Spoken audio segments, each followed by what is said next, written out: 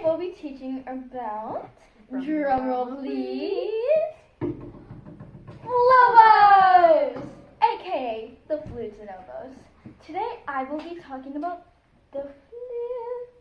Two of the earliest flutes are made of swan bone and another is made of a mammoth tusk.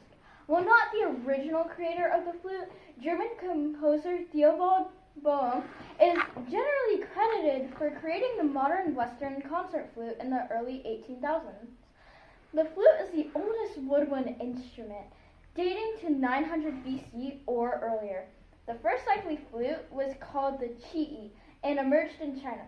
Early flutes were played in two different positions, vertically, like a recorder, or horizontally, in what was called the transverse position. There is, however, another flute that is like the oboes. It's called the reed flute, and it was invented in the 12th to 11th centuries BC. Another flute to quickly mention is the hyperbass flute. It is apparently the lowest flute and is pretty cool.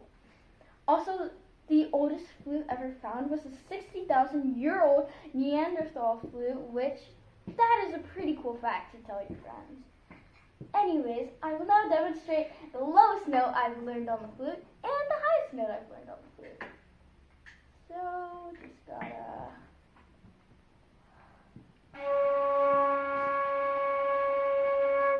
And then we have...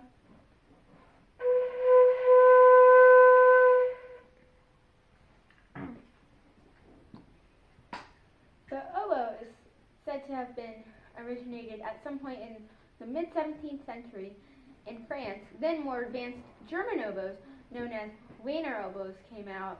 At the end of the 18th century, new revolutionary French oboes came out. Most oboes are of this style. Some instruments considered to be the ancestors of the oboe are the reed flute and the shawm-on.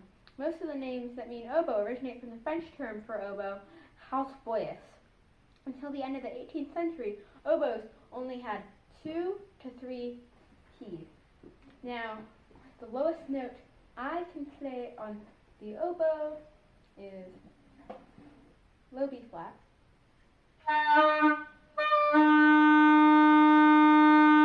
And the highest note, I believe I'll be able to do a high D. Might not work, but oh well.